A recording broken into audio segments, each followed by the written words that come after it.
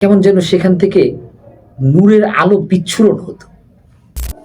যে কেমন ছিল সে দীপ্তিময় কপাল, সে উজ্জ্বল নাক, কেমন ছিল সেই গালের কোমলতা, স্নিগ্ধতা আর কানের দয়া।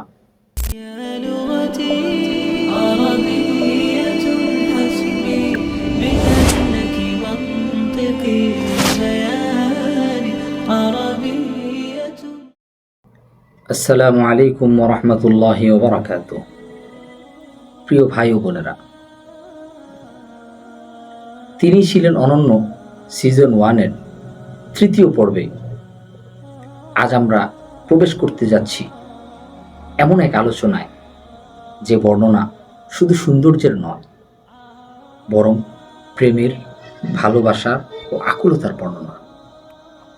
এ বর্ণনা আমাদেরকে নিয়ে যাবে এক মহামানবের রূপে, যিনি ছিলেন রাহমাতুল্লিল আলামিন, পুরো বিশ্ববাসীর জন্য রহমত। ভাবুন তো, কেমন ছিল সেই কপাল, যে কপাল থেকে নূর এর আলো ঝরে পড়ত, যে কপালে লেখা ছিল ভালোবাসার চিহ্ন আল্লাহর পক্ষ থেকে, যে কপাল থেকে হেদায়েতের নূর বের হতো, যে কপালের দিকে তাকিয়ে সাহাবীরা মুগ্ধ হতেন এবং বলতেন যে কেমন যেন আকাশের চাঁদ সামনে জ্বলজ্বল করছে। আর সেই গাল, ওই গাল কেমন ছিল, যেই গাল ছিল স্নিগ্ধতা, কোমলতা, মায়া আর মমতা। গাল যখন লাল হতো তখন মনে হতো যে আকাশের গোলাপি মেঘ পৃথিবীতে নেমে এসেছে। আর সে নাকের কথাই বা কি বলবো, যে নাক অতিরিক্ত উঁচুও ছিল না, আবার বেশি নিচুও ছিল না, ছিল শোভনের এক নিখুঁত শিল্প, যা দেখতেই মনে যেত। যখন আলো পড়তো নাকের মধ্যে, কেমন যেন সেখান থেকে নূরের আলো বিচ্ছুরণ হতো। এটা এতটাই রূপ ছিল যে যখন সাহাবীদের চোখ পড়তো, সে চোখ আর এই নাক থেকে সরতো না। আর কেমন ছিল সে কান, এই কানের দয়া এত বেশি ছিল যে রাজা হোক কি ভিখারি, গরিব হোক কিংবা ধনী, গোলাম হোক কিংবা সাধারণ, প্রত্যেকের প্রতিটা কথা যে কান মনোযোগ দিয়ে শুনত। কেমন যেন পৃথিবীর প্রতিটি মানুষ তার হৃদয়ের সকল কথা, আর্তনাদ উজাড় করে বলতো, আর সেই কান সব কথা শুনত। আজকের আলোচনায় আমরা শুনব যে কেমন ছিল সে দীপ্তিময় কপাল, সে উজ্জ্বল নাক, কেমন ছিল সেই গালের কোমলতা, স্নিগ্ধতা আর কানের দয়া। সাহাবীদের বর্ণনায় রসুলের কপাল কেমন ছিল? সাহাবীরা বলেন, আলাল জাবহাতি, কপাল ছিল প্রশস্ত, উজ্জ্বল। অন্য বর্ণনায় আছে আজলাল জাবহাতি, কপাল ছিল উজ্জ্বল, দীপ্তিময়। আরেকটা বর্ণনায় আছে ওয়াসিআল জাবিন, কপাল প্রশস্ত ছিল। প্রশস্ত কপাল সৌভাগ্যের আলামত। আল্লাহ রসুল পৃথিবীতে সবচেয়ে সৌভাগ্যবান ছিলেন। ইদা আরাকা কাআন্নাহু লুলু, যখন আল্লাহ রসুল ঘেমে যেতেন, বেয়ে বেয়ে যখন ঘাম পড়তো, এই ঘাম দেখে মুক্তার মতো লাগতো। এই ঘাম থেকে সুগন্ধি বের হতো, মেশক বের হতো। সাহাবীরা কখনো কখনো শিশিতে এই ঘাম নিতেন, নিয়ে আতর হিসাবে ব্যবহার করতেন। একটু ভাবুন যে ঘাম মানুষের শরীরে গন্ধ আসে, সেই ঘাম যদি নূরের মতো চমকায়, সেই ঘাম থেকে যদি সুগন্ধি বের হয়, তাহলে যেখান থেকে এই ঘাম বের হচ্ছে, যে কপাল, ওই কপাল কতটা উজ্জ্বল। এই কপাল আল্লাহর দরবারে সেজদায় পড়ে থাকত।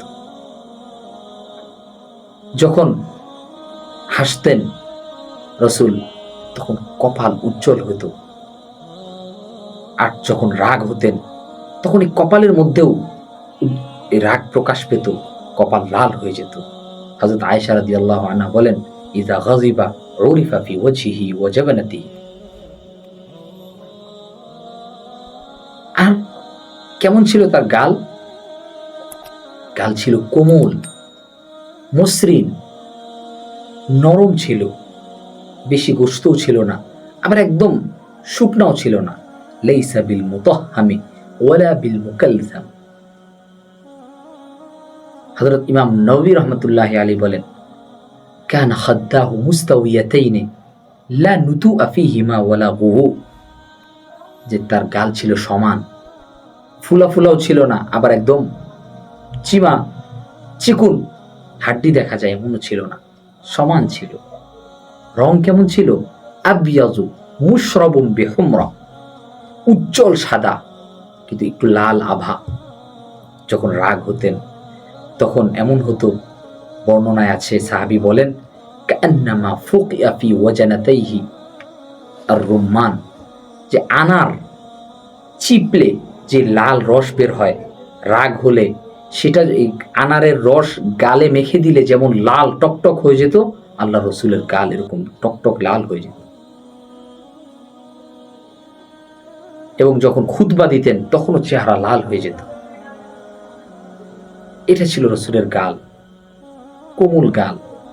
যে গালের দিকে সাহাবী বলেন যে, রসুল আমি যেদিন থেকে মুসলমান হয়েছি, তিনি যখনই আমার দিকে তাকাতেন এমন ভাবে মুচকি হাসি দিতেন, তার গালের স্নিগ্ধতা আমাকে অভিভূত করে ফেলত। সাহাবায়ে কেরাম যখন তাকাতেন একেবারে তাকিয়েই থাকতেন, চোখ আর সরত না। নাক কেমন ছিল? হাদিসের মধ্যে আছে, আকনাল আনফি মান লাম ইয়াতাআম্মালহু আশাম্মু। নাক ছিল একটু উঁচু, তবে অস্বাভাবিক নয়, পরিমিত উঁচু, যেমন নিখুঁত শিল্প দিয়ে বানানো। বেশি উঁচুও নয়, লাইসা বিল তাওয়িলি ওয়ালা বিল কাসির, বেশি লম্বা উঁচুও না, আবার একদম খাটোও না, চ্যাপ্টাও না, পরিমিত। যেটা সবচেয়ে সুন্দর, লাহু নূরুন ইয়ালু, যখন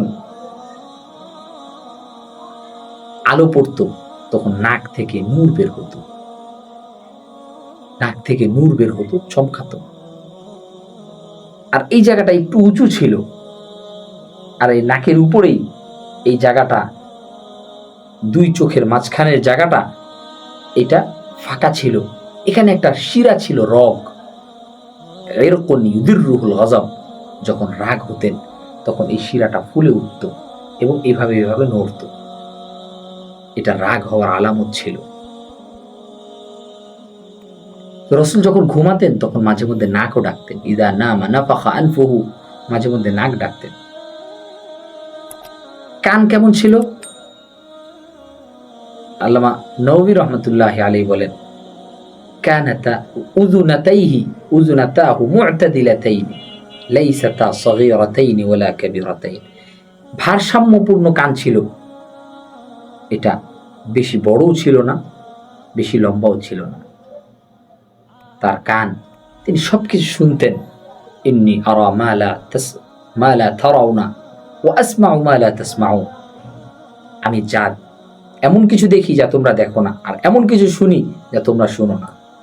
আল্লাহ রসুলের কান এমন ছিল, যে কান সরাসরি আরশে গিয়ে সরাসরি আল্লাহর কথা শুনেছেন। কতই না বরকতময় সেই কান। যখন কেউ তার সাথে কথা বলতো তখন তিনি মনোযোগ দিয়ে তার কথা শুনতেন, কখনো অবহেলা করতেন না, কখনো মুখ ফিরিয়ে নিতেন না, তার মনোযোগ দিয়ে পূর্ণ কথা শুনতেন।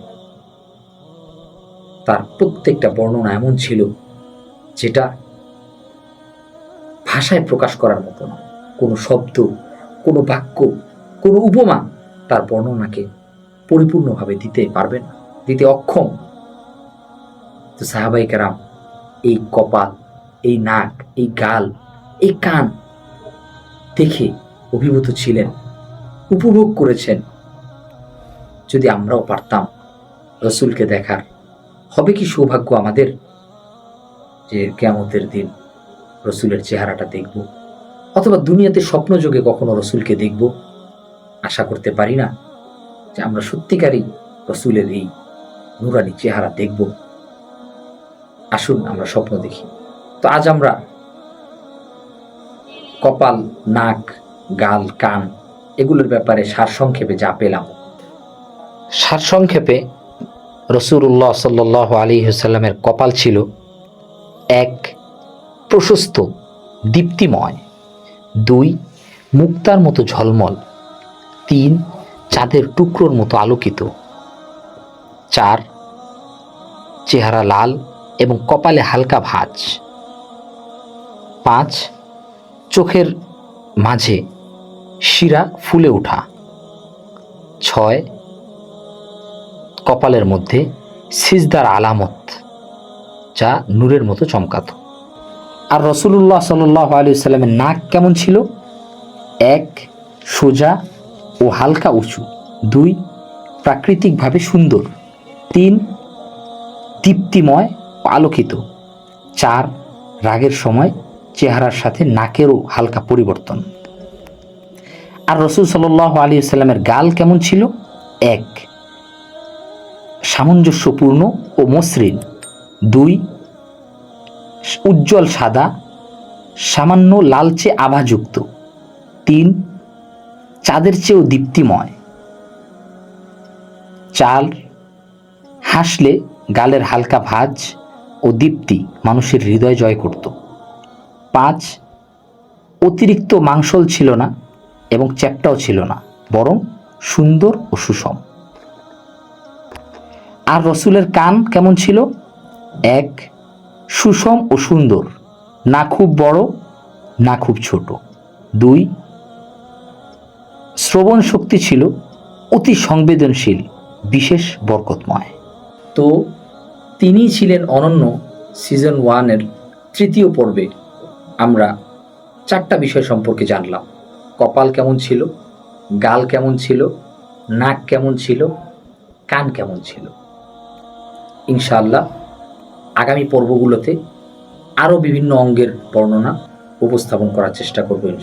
অনেক শুকরিয়া, জাযাকুমুল্লাহ।